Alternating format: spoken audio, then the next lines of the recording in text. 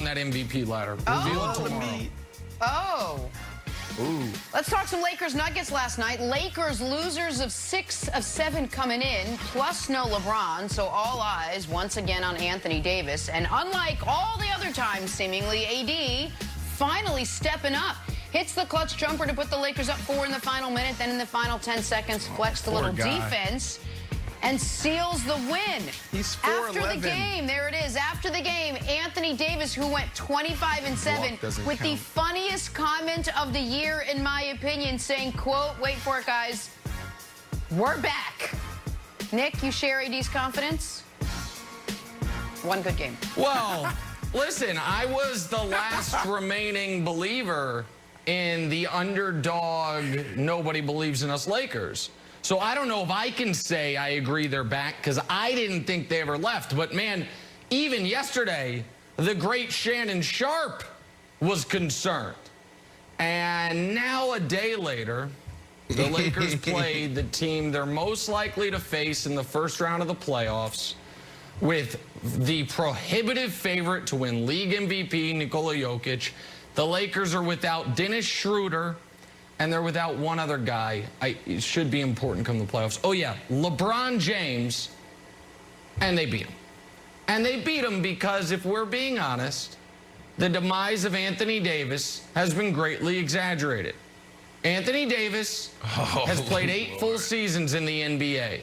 Well, okay, well, Brandon, these are just facts I'm about to give you, and you can tell me if you think all of a sudden he just fell off or he was just having a rough stretch. He's played 8 seasons in the NBA. In those 8 seasons, 6 times he was first-team All-NBA. 3 times he has finished top 6 in MVP voting. He has been the anchor had been the anchor before he got hurt, of the league's best defense, a team that still somehow has the best defense by a mile, and that is why they won yesterday, was defense. Not just the block at the end of the game, but holding the Nuggets to a 95 New York Knicks-esque 89 points. And so, yeah, the Lakers should have confidence, because what they know is throughout the Western Conference playoffs, they are likely to not only have the best player in every series, they are likely to have the 2 best players in every series they play. You need to stop it right now, Nicholas. They should be confident.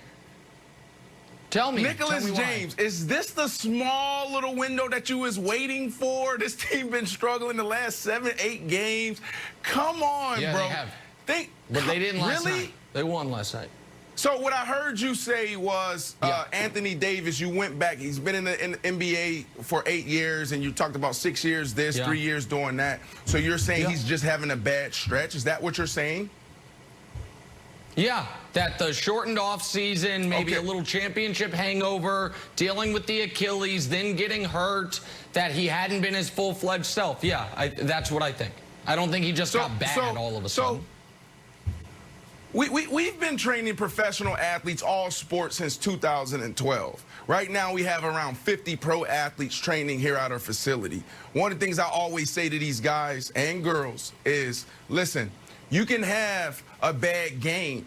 I mean, you can have a bad play. Sometimes you can have a bad game. What you can't have is a bad season. And that's what Anthony Davis is having, is a bad season compared to everything that you said, the 8 years he's been in the NBA. Like, what is going on with AD? Maybe it's that stuff, but great players don't have bad seasons. LeBron James never had a bad season. Michael Jordan never had a bad season, Nick. So Anthony Davis, this confidence, I mean, that's what you're looking for as a player. Like, you're looking for that one game, that one shot, that one play that can get you out of that slump. Maybe it's that, but we need to see multiple games in a row. We need to see consistency. Having one good game against the Denver Nuggets, who shot 6 for 24 from 3, so they were terrible shooting the ball last night, and saying, oh, we're because back. Of the defense. Oh, yeah, you're not back. You didn't even have a whole, one great game. You had a great half. The first half, he had 16 points. The second half, I mean, where was he in the third quarter? He was resting. He didn't even play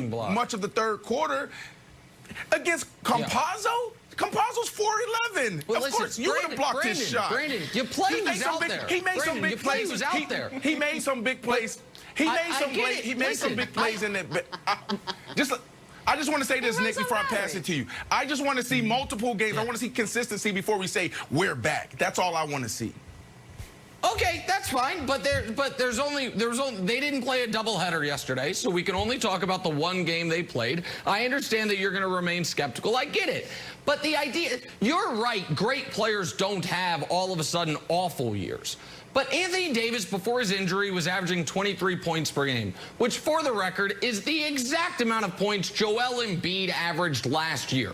The year before last, Embiid was up around 28. This year, he's up around 30. Last year, he was having a bit of a down season. The idea that Anthony Davis, before his injury, was playing horrid basketball, to me, is not accurate. He was not playing he could be league MVP basketball, but Wildes, I apologize. I got a question for you, and it might not be where you were trying to go with this, but and let me ask you this question, then take it wherever you want. In your heart of hearts, who do you trust more in an upcoming playoff series? The Joker or AD? Who do you think is going to have more of an impact on both ends of the court if they play each other? Because that's without LeBron. Yeah. That's fair. I would take AD with LeBron rather than a Jamal Murray-less Joker. But I think it goes back to how healthy is LeBron? Because I feel like we're missing the biggest stories that LeBron sat out, and they needed this game. Now, they got the win, but LeBron knew that he hated the play-in. They want to avoid that, and they kind of escaped it now. But, Nick, we have such a limited sort of injury history of LeBron. I don't remember him coming back and then being like, you know what? Came back too early. I'm going to sit this one out. So are you super confident in LeBron's health? And I know it's silly. It's hard for us to play doctors out here. But I felt like him coming back, and then sort of pulling and then taking more rest gave me pause and made me think like, maybe this is a little more injured than I thought. He's also had these weird comments like, it doesn't matter if I'm 100%, versus AD was like, I'm 100%. So it just feels like LeBron doesn't feel as confident in his ankle as like I think he'd like to be. Listen, I do not think LeBron is totally right yet. I do think he will be by 2 weeks from now, and that's why he took yesterday off. And listen, they've got 3 more back-to-backs coming. I don't think LeBron's going to play every game the rest of the way. But the reason why I'm more confident in this than his previous injury, and Brandon, you can speak to this with far greater expertise than I can, is it's not a soft tissue injury. It's not a hamstring or a calf or a groin. The high ankle sprain is a very serious injury as far as the time of you being out. But the odds of re-aggravating it, it's totally different than if it were a muscular injury like a hamstring, where the odds of re-aggravating that are super high. So I'm not as concerned as I think Wildes is, just because of the nature of the injury.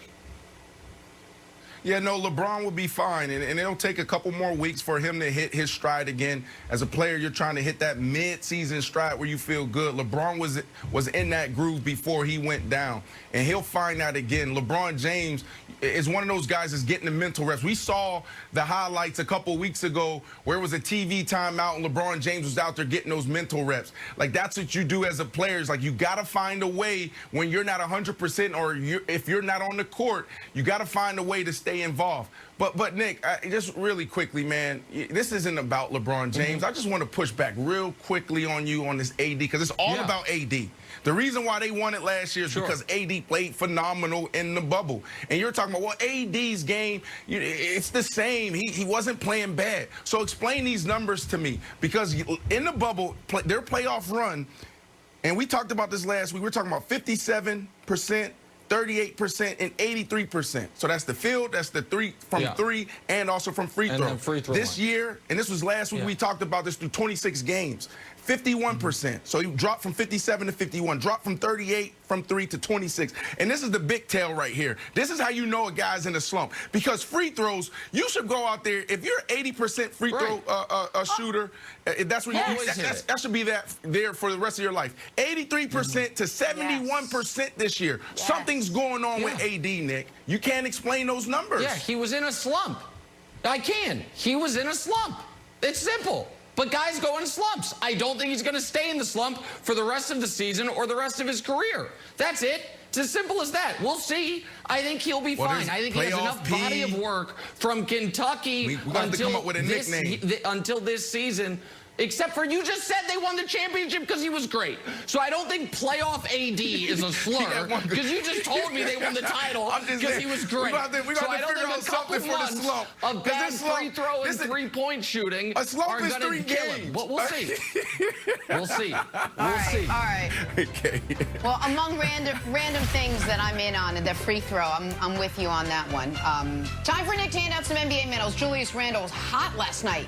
Hit 5 threes, 28 points in a win over the Grizzlies, but he just missed out on a medal. Nick, who did make your medal stand today?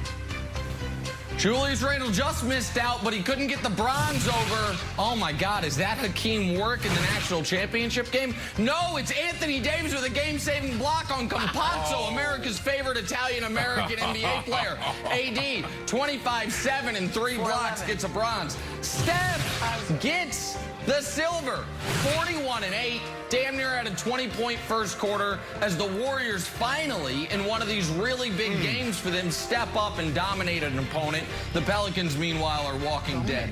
Gold medal, though, 14, 21, and 24. Kevin Wild says rebounds, schmebounds, don't care. All right, how's the 24 assists for you as a point guard? Was it a high-scoring, fast-paced game? It was. Was it a ton of fun? You bet your butt it was. Russell Westbrook now has 2 career 20-rebound, 20-assist games. The rest of NBA history combined has 1. So Russell Westbrook gets